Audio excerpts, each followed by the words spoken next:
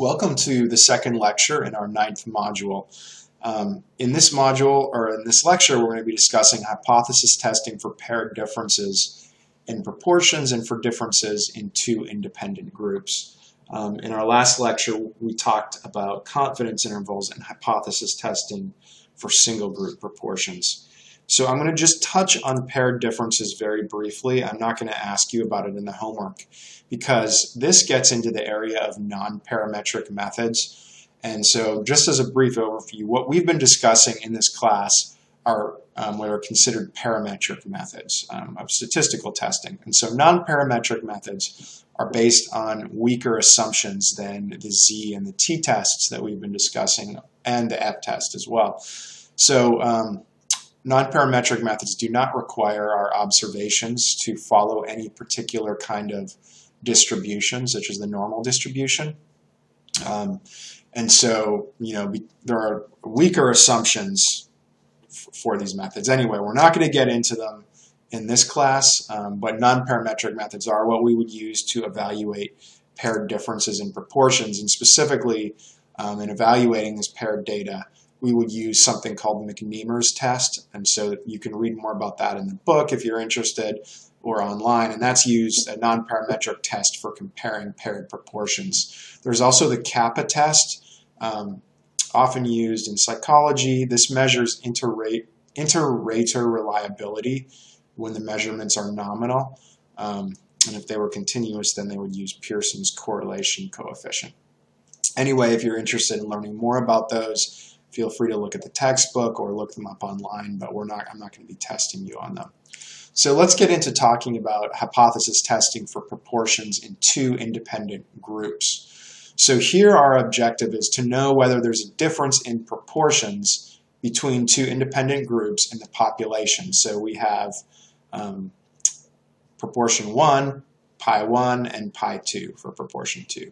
And so, but we want to know this based on the sample proportions. And so our sample proportions are symbolized by F1, that's the fraction of successes in sample 1, which is X1 divided by N1, and F2, the fraction of successes in sample 2, which is X2 divided by N2, and these are two different samples. And so in order to do the hypothesis test, we have two assumptions for generalizing from our sample proportions to the population. Remember, that's what we're looking to do here. This is inferential statistics, and so we want to generalize from the sample to the population. One, we're assuming that the samples are independent random samples, and two, when both sample sizes are greater than or equal to 30, we're assuming the binomial sample distributions are approximately normal Z distributions, and so then we can use those distributions for statistical testing. So when it comes to actually formulating the hypotheses, we have one-tailed and two-tailed hypotheses. So the first one-tailed hypothesis at the top there would be a left-sided hypothesis, and the alternate hypothesis is simply that population proportion 1 is less than population proportion 2. The null hypothesis, remember, would be that it would be greater than or equal to 2. A one-tailed right-sided hypothesis would be that population proportion 1 is greater than population proportion 2, whereas the null would be that it's less than or equal to population proportion 2.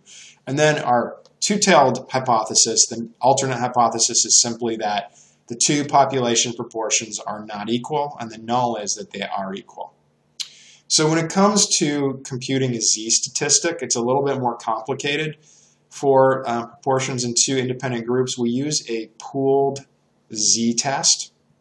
And so the numerator of the Z test is simple. It's the fraction of successes in sample 1, F1, minus the fraction of successes in sample 2, F2. But you can see the denominator is looking a little more complicated, and it requires computing the statistic referred to as F pooled, which is the pooled fraction of successes, and you can see in the bottom left there that statistic is equal to x1 plus x2 in the numerator, which is the number of successes in sample 1 plus the number in sample 2.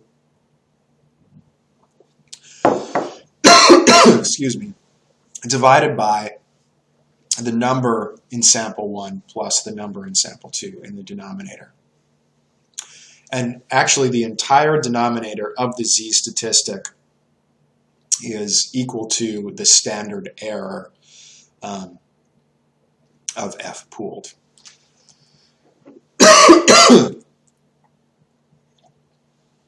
Okay, so what does this look like when you think about a recipe for hypothesis testing for proportions in two independent groups? So the first step, as always, is you want to set up your null hypothesis. If it were two-tailed, it would be that there's no difference in proportions. Pi 1 equals pi 2. If the alternate hypothesis would be that population proportion 1 is not equal to population proportion 2. That means that there's a difference in proportions. And so the next step after that is to calculate the fraction of successes in sample 1, which is the number of successes x1 divided by the number in the sample, n1. You see the same thing for the fraction of successes in sample 2, the same formula, and then you want to compute F pooled, which is x1 plus x2. Those are the number of successes in each sample divided by the number in each sample, n1 plus n2. Fourthly, you want to compute the F pooled standard error, which is equal to the square root of that F pooled statistic that you calculated above in step 3, multiplied by 1 minus F pooled, and then multiplied by 1 over n1 plus 1 over n2. And you take the square root of all that. Then your next step is to choose your desired alpha level, typically alpha equals to 0.05, and again identify the critical value of the z-score for your rejection of the null hypothesis.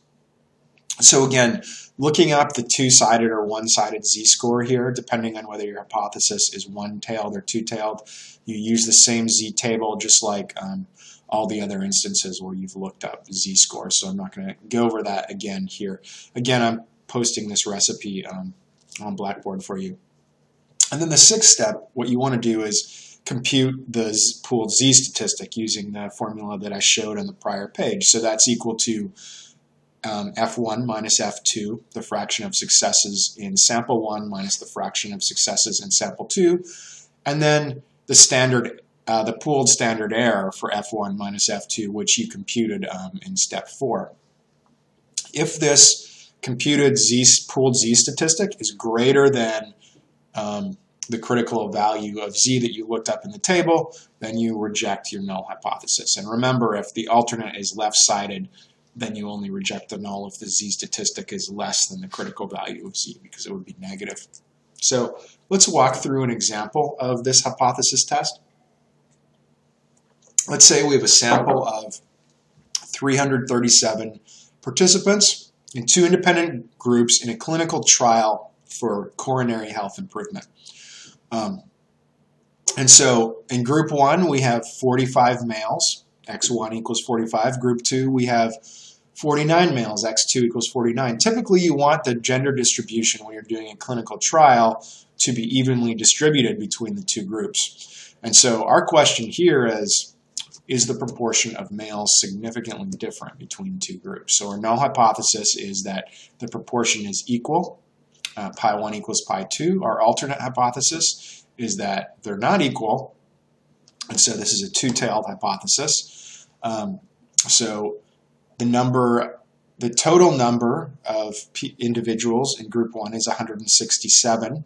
There were 45 males, so that makes our fraction of success for F1 equal to 0.2695. There are 170 individuals in group 2, and there were 49 males in that group, so our fraction of success for F2 is equal to 0.2882.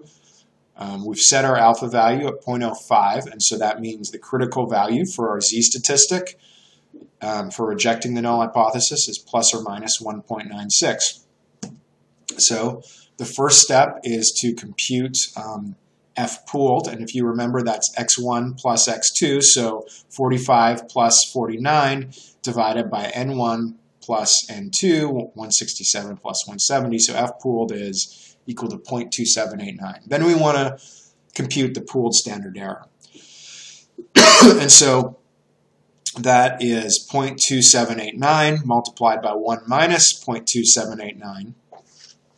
The product of that multiplied by 1 over 167 plus 1 over 170. We get that product, and then we take the square root of all that, and the answer in this case is 0.0489. And so our next step is to compute the z-statistic. And remember, the z-statistic is the fraction of success in group 1 in sample 1 minus the fraction of success in sample 2. So that's 0.2695 minus 0.2882 divided by the pooled standard error, which we got previously at 0.0489. And so our z-statistic is negative 0.3827. And so this z-statistic is actually greater than the critical value, that should say greater, of negative 1.96. And so we fail to reject the null hypothesis in this case because it's not more extreme than negative 1.96. And we conclude the proportion of males is not significantly different between the two groups. Lastly, you could also use the same z-statistic and f-pooled to construct confidence intervals, the left and right-sided confidence intervals. And so on the left side, you take f1 minus f2, and then you subtract the z-statistic and multiply that by the pooled standard error. The right side, you do the same thing. You subtract f2 from f1, but in this time you're adding the z-statistic multiplied by, again, that pooled standard error.